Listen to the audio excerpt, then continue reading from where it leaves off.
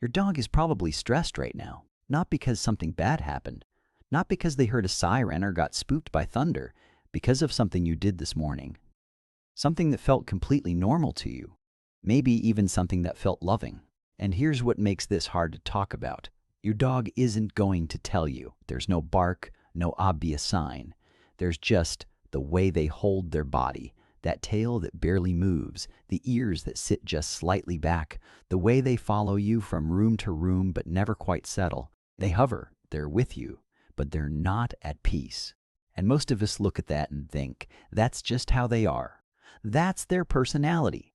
We'll come back to that dog, the hovering one, at the end of this video, because I want you to see them differently by the time we're done. I want to be upfront about something. Most videos about dog stress talk about fireworks, bad vet visits, trauma, abuse, and those things matter, but that's not what this is. I'm talking about Tuesday, a completely normal Tuesday, and 6 things that happen on that Tuesday in your house with good intentions that your dog is experiencing as low-grade chronic stress. And here's where I need to stop myself for a second, because we tend to think stress in dogs looks like obvious panic. Shaking, hiding, howling. But actually, wait, chronic stress almost never looks like panic. It looks like a dog who seems a little flat, a little clingy, a little off. And we look at them and we call it personality. We call them Velcro dogs. We call them anxious by nature, when sometimes, not always, but sometimes, what we're actually looking at is a dog who has been quietly absorbing the invisible stressors of everyday life with us. The internet has endless advice about dramatic triggers. Nobody really talks about the ones that come from the people who love them most. Before we get into it, number 4 on this list is the one I hear the most pushback on, because it's something almost every dog owner does, usually as an act of love. And it's doing the opposite. Stick around for all 6, because some of these are going to be uncomfortable, and that's exactly why they matter. If you're new here, subscribe. This channel is for the people who actually want to understand what's going on inside their dog, not just manage them. Okay, this one stings, I know. Hugging is one of the most instinctive things a human does to communicate love. You hug your dog when you're happy to see them, when you're sad, when they're being unbearably cute. It feels like the most natural thing in the world. For your dog, it's a form of physical restraint. Dogs are not wired for that kind of contact. They're animals who, in the wild, would only have another animal's limbs wrapped around them in 2 situations, play or threat. And even in domestication, thousands of years of selective breeding hasn't rewired that base-level response. Researchers who've studied this looked at hundreds of photos of dogs being hugged by their owners, and the actual photos people post online, proud of the moment, and found that the majority of dogs were showing stress signals. The lip lick, the whale eye, where the whites of their eyes are showing because they've turned their head away while the rest of their body stays pinned. The subtle yawn in the middle of it. Look into the lens, quietly. Go back and look at the lens, quietly. Go back and look at the last photo you took hugging your dog. Really look, not at you, at their face, at their eyes. This isn't about shame. It's about translation, because side-by-side contact, a hand resting calm and steady on their back, leaning into them on the couch while you watch TV, that lands completely differently. That's closeness on their terms. And it means more. Your dog is napping, really napping. That deep kind, where their legs are twitching slightly and they're making those tiny muffled sounds, little half barks that go nowhere, completely at peace, and you're about to leave for 8 hours. So you go over. Because you love them, because the guilt of leaving is already sitting in your chest, and you wake them up, you give them kisses. You tell them you'll be back soon, you'll miss them, they're a good boy. What you just did was pull them out of deep rest, activate their attachment system, spike their awareness, and then immediately leave. Their cortisol went up.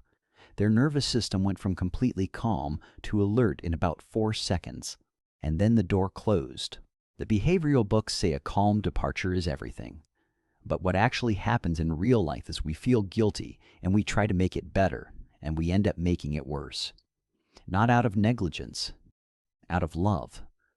That's the part that's genuinely hard to sit with. The kindest thing, And I know this feels cold, is to let them sleep. Here's something that took me a while to really absorb. Your dog doesn't process language, not the way we do. They process tone, rhythm, emotional charge, the frequency of what you're carrying. So when you're on a stressful phone call in the kitchen, when you're muttering under your breath about something that happened at work, when your voice gets tight and clipped during an argument you're having with someone across the room, your dog is reading every single layer of that.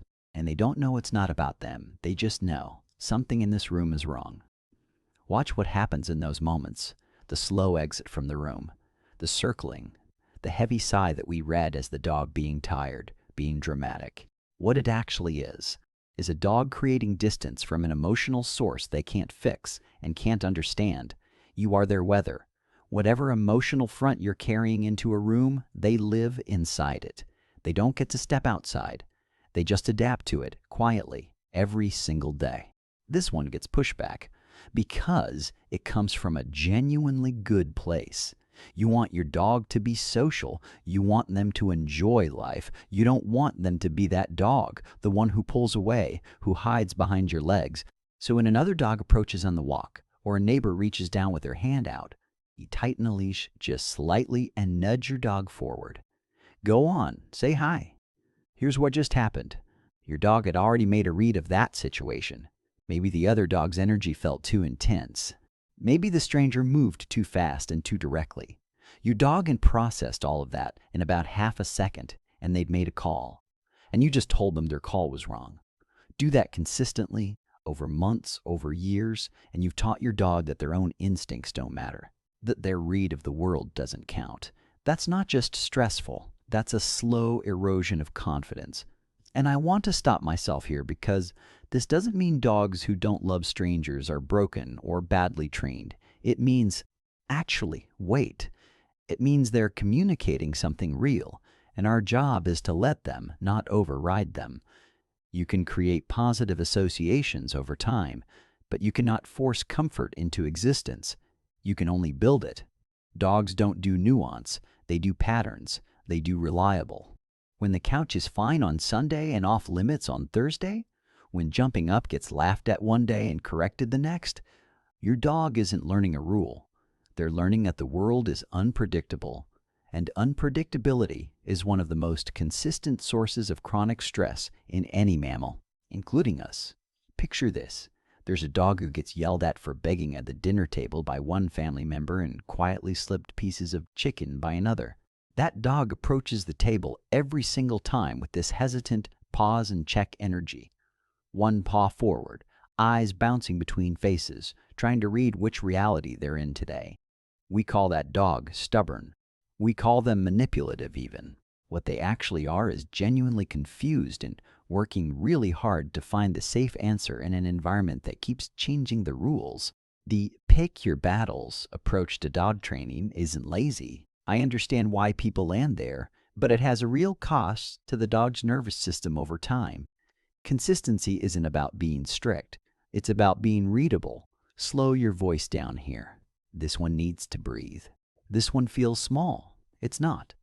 The walk that's treated as exercise, brisk pace, leash kept short, nose jerked up every time they slow down near a lamppost or a patch of grass. We've got places to be. We've done this route 100 times. But sniffing isn't a distraction from the walk. For your dog, sniffing is the walk.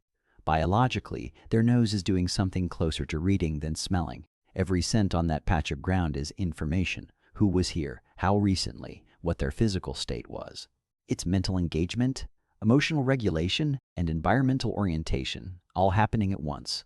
Studies on this are actually kind of remarkable. Sniff-led walks, even shorter ones, lower cortisol more effectively than longer, faster walks where the dog's nose barely touches the ground. When we rush them through it, what we're communicating, not intentionally but functionally, is the information you need doesn't matter right now. Let's just get this done. The walk is the 1 hour of the day that is genuinely, completely theirs. Let it be. Remember the dog from the beginning, the one who's always near you, following you from room to room, present but never quite fully settled, always hovering. That might not be their personality. That might be the accumulated weight of small, invisible stressors that built up over time. Things done with love. Things done with the best intentions. Things nobody told you were landing the way they were. And here's the thing I really want you to take from this. It can be undone. You now know what to look for. You can actually see what they've been trying to show you. In the whale eye, the slow exit from the room, the hesitant pause before the couch, the body that's present but never quite releases. Picture what a truly settled dog looks like, that full body sigh that comes from somewhere deep. The slow blink, the sploot on the cool kitchen floor while you sit nearby doing nothing in particular. That's not a sleepy dog. That's a dog whose nervous system trusts the environment they're in. Look directly into the lens. Hold it. That's what trust feels like, in their body. And you can give them more of it, starting tomorrow. If this hit home, share it with someone who loves their dog and doesn't know they might be doing one of these. Sometimes the most important information is the kind nobody thinks to look for.